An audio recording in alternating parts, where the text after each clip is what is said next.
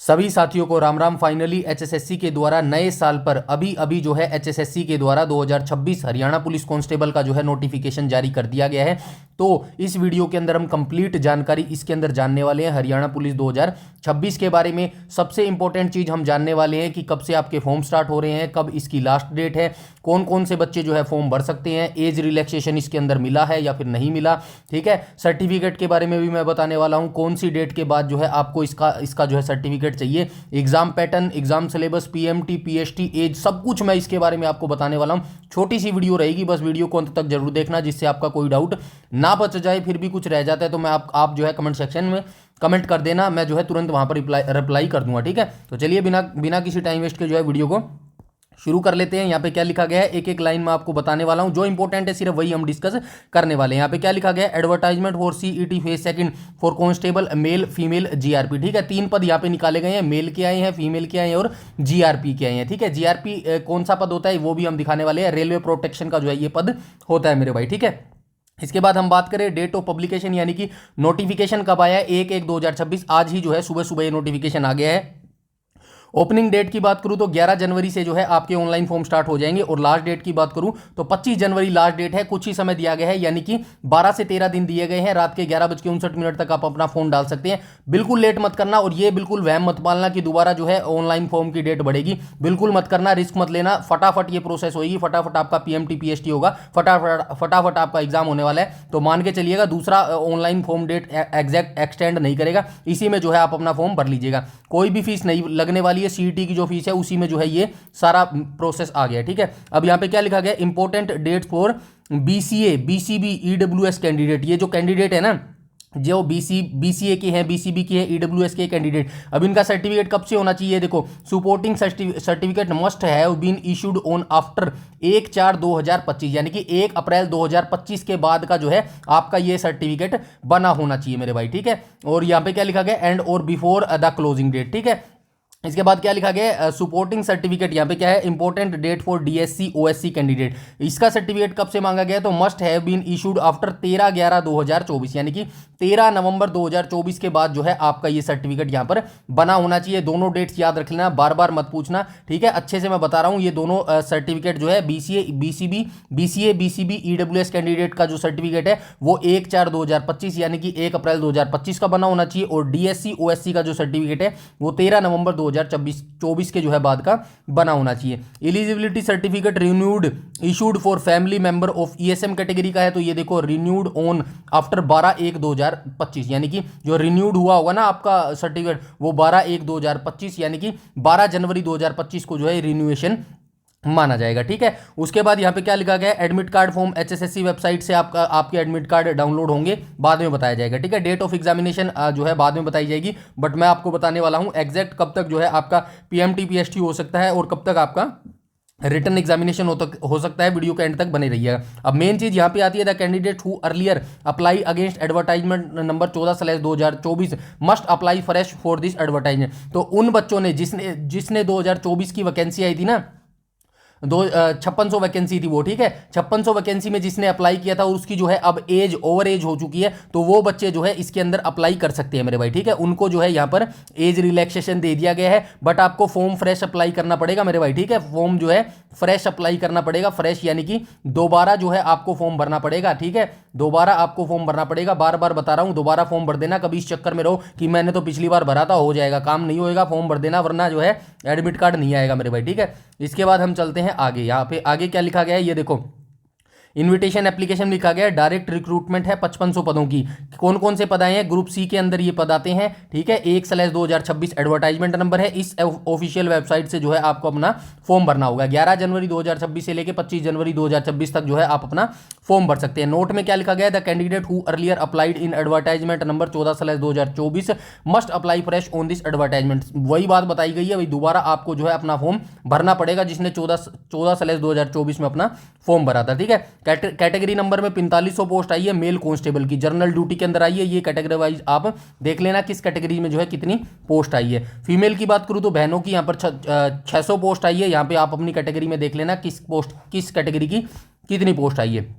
400 post GRP की आई है, तो ये देख लेना गवर्नमेंट रेलवे पुलिस की जो है ये पोस्ट होती है, पहली बार ये पोस्ट आई है, तो ये कैटेगरी वाइज आप भी जो है अपनी पोस्ट देख लेना मेरे भाई, ठीक है। एसेंशियल क्वालिफिकेशन की बात करूँ तो 10+2 क्लास पास कोई भी बच्चा जो है इसके अंदर अप्लाई कर सकते हैं। हिंदी संस्कृत एक सब्जेक्ट होना चाहिए आपके पास 10वीं क्लास में, ठीक है। और यहाँ पे no extra weightage will given any higher education, ये पॉइंट बड़ा ही अच्छा है क्योंकि 2021 में जो है हायर क्वालिफिकेशन के जो है नंबर दिए जाते थे बड़े बड़े, ठीक है। जिसने पोस्ट ग्रेजुएशन किया उसके अलग नंबर मिलते थे, ठीक है। तो यहाँ पे +2 क्लास वाला जो बच्चा होता था ना वो पहले ही इस भर्ती से बाहर हो जाता था, और एक्चुअल में ये भर्ती +2 क्लास वाले बच्चों की है। तो ये पॉइंट काफी अच्छी है, इससे जो है +2 क्लास वाले बच्चे जो फ्रेश पहली बार फॉर्म भरे उनके लिए गोल्डन अपॉर्चुनिटी है मेरे भाई, ठीक है।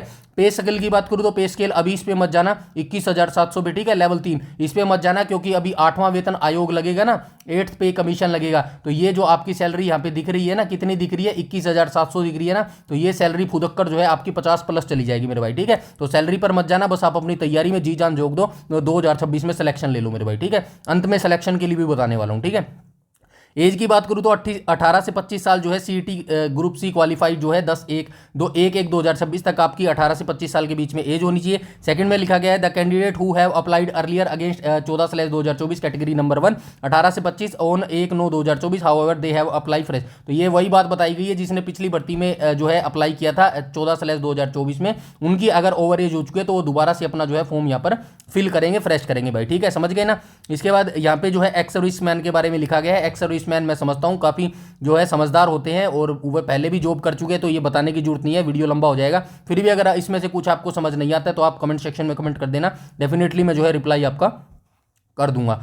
आगे क्या लिखा गया क्राइटेरिया फॉर सिलेक्शन एग्जामिनेशन, तो आइए देख लेते हैं। एग्जामिनेशन क्वालिफाइंग आपका टेस्ट होने वाला है फिजिकल मेजरमेंट टेस्ट, यानी कि पीएमटी पीएसटी, ये दोनों ही आपके जो है क्या होंगे क्वालिफाइंग नेचर के होंगे, इनके जो है मार्क्स आपके ऐड नहीं मिलेंगे, यानी कि मार्क्स आपको नहीं मिलने वाले। आगे क्या लिखा गया shortlist qualified candidate equal to 10 times number of advertisement post each category of knowledge test. तो ये नॉलेज टेस्ट जो आपका रिटन एग्जामिनेशन होगा ना, रिटन एग्जाम होगा, उसके लिए जो है 10 गुना बच्चों को जो है प्रत्येक कैटेगरी में बुलाया जाएगा, यानी कि जर्नल की 1000 पोस्ट है तो उसके 10 गुना बुलाया जाएगा। बीसीए की जितनी भी पोस्ट है ना पर कैटेगरी वाइज जो है 10 गुना बच्चों को बुलाया जाएगा। रिटन एग्जामिनेशन के लिए है भाई, ठीक है ना। रिटन एग्जामिनेशन में 10 गुना बुलाया जाएगा, बाकी जो पीएमटी पीएसटी है उसके लिए सभी का नंबर आ जाएगा, जो मैंने पहले बताया था। डोंट वरी, फिजिकल पीएमटी की तैयारी आई होप आपने शुरू कर रखी होगी, बहुत जल्द होने वाला है, मैं बताने वाला हूँ, ठीक है।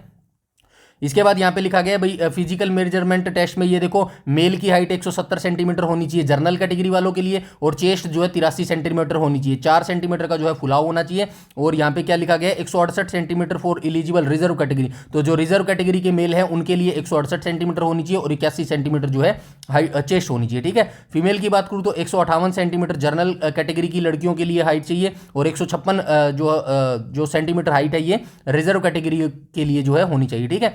फिजिकल मेजरमेंट टेस्ट भी क्वालिफाइंग नेचर, तो ये जो आपका पीएमटी होगा जिसमें आपकी नपाई और तुलाई होगी, ये सिर्फ क्वालिफाइंग नेचर का, इसको पास कर लेगा, क्वालिफाई कर लेगा, फिर वो जो है पीएमटी पीएसटी में बैठेगा, ठीक है। फिजिकल स्क्रीनिंग टेस्ट में आपसे क्या होगा, मेल को जो है 2.5 किलोमीटर की रनिंग करनी होगी 12 मिनट में, इतना आसान नहीं है 12 मिनट में, ठीक है। तो कर देना शुरू, अभी भी 1 महीना लगने वाला है, मतलब मान के चलिएगा 1 महीना है, ठीक है। 25 जनवरी तक का तो टाइम है ही आपके पास, 25 दिन तो है ही, आज 1 जनवरी है, 25 दिन में जी जान लगा दो अपनी 2.5 किलोमीटर में।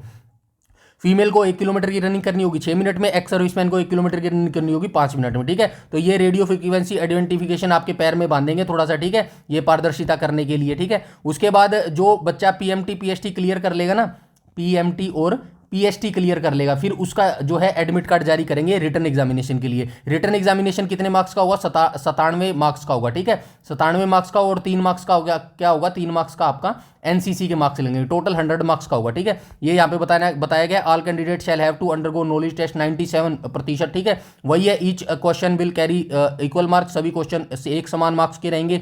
मीडियम लैंग्वेज जो है इंग्लिश हिंदी दोनों में आपका पेपर आएगा, ठीक है। Consider selection against post general category candidate have secure minimum 50%, ये इंपॉर्टेंट लाइन है भाई, ये याद रखना। रिटन एग्जामिनेशन में जो है इन्होंने अब मिनिमम क्राइटेरिया जो है फिक्स कर दिया गया है जर्नल वाले बच्चों को जो है 50% रिटन एग्जामिनेशन में जो है लेने जरूरी है, और जो रिजर्व कैटेगरी है उनके लिए 40% जो है मिनिमम क्राइटेरिया इन्होंने सेट कर दिया है। 3% 3 मार्क्स जो है एनसीसी के दिए जाएंगे, यहाँ पे लिखा गया है देखो, एनसीसी का सर्टिफिकेट ए बी सी को जो है यहाँ पर 3 मार्क्स दिएंगे।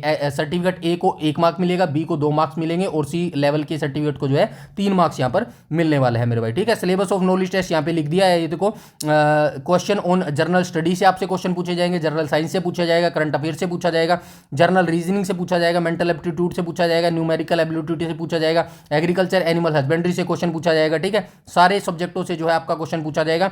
10% जो है question relating basic knowledge of computer से आपसे 10% पूछा जाएगा।